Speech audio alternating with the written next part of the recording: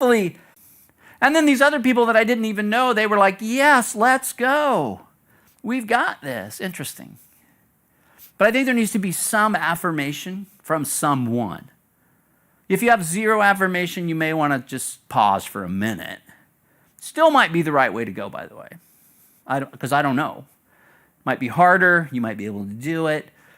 It might be God's calling, and it might not. So listen to people, but also, I don't want to tell you not to listen to people. I think it's important to listen to people, but you have to kind of discern through this. Discernment. It's like, what am I judging to be the correct answer here? Somebody wants it, because we're all sinners and fallen short of the glory of God. We all are kingdom of the eyes people, and we all have motives and understandings. We all have this, and so it's difficult. Discernment's not easy. So pray, listen to other people, discern that listening. Scripture is huge in discerning this process. We should read Scripture. We should understand Scripture. We should be in Scripture. Novelist Salomon Rushdie, I love this quote, says, "Love gets under one's guard and shakes things up, for such its sneaky nature. When a reader falls in love with a book, it leaves an essence inside of them like radioactive fallout. And after there are certain crops that will no longer grow in them, while strange, more fantastic growths may occasionally be produced.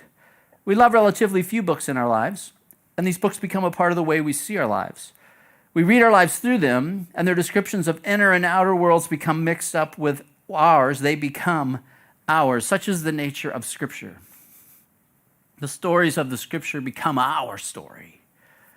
We see ourselves in the story. Now, sometimes we idealize the characters of the Bible rather than seeing them for fallen sinners and how God used them and dug them out of pits, and ourselves as, they were somehow super horrible. An interesting cat, by the way. I love the letters of Paul, and I've fallen in love with his letters more over the last 10, 15 years, as I realized most of his letters were written at a horrible time in his life. The circumstances in Paul's life were horrible. He writes this, I love Philippians, one of my favorite books in the Bible. It's the joy book. Philippians is all about joy, unspeakable joy. You'll find joy, joy, joy. He writes that from a pit in Rome. His head's about to be cut off. He's basically living in a cesspool, in a hole, right outside the Roman Forum.